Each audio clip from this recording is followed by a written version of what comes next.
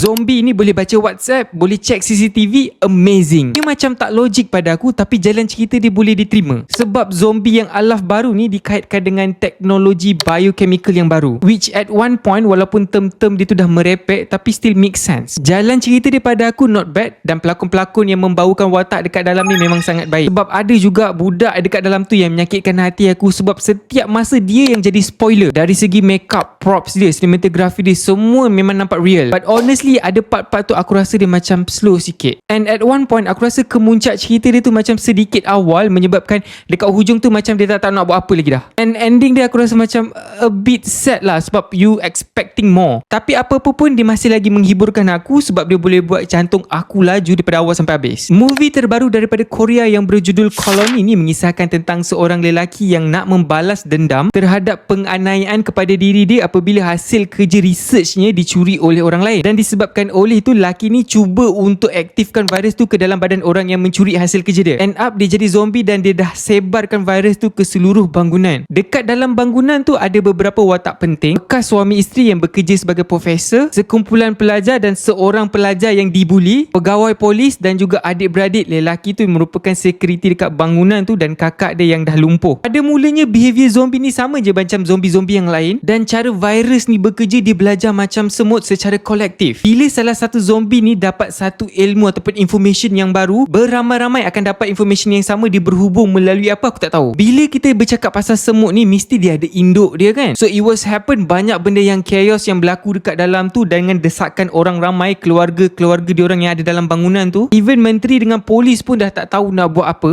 End up macam-macam terjadi. Lepas tu aku tengok macam dekat dalam Counter Strike kau tahu. Aku malas nak cerita panjang sebab cerita ni baru je keluar kat wayang. Korang pergi tengok sendiri apa yang jadi lepas ni. Itu saja daripada aku. Kalau korang dah tengok cerita ni atau baru nak tengok cerita ni, bila dah habis nanti jangan lupa komen kat bawah best ke tak, bantu orang lain tu tengok. Dan kalau korang ada movie atau drama berseri yang menarik yang korang nak aku tengok, korang boleh komen kat bawah, nanti aku akan pick. Itu saja daripada aku. Assalamualaikum. Bye.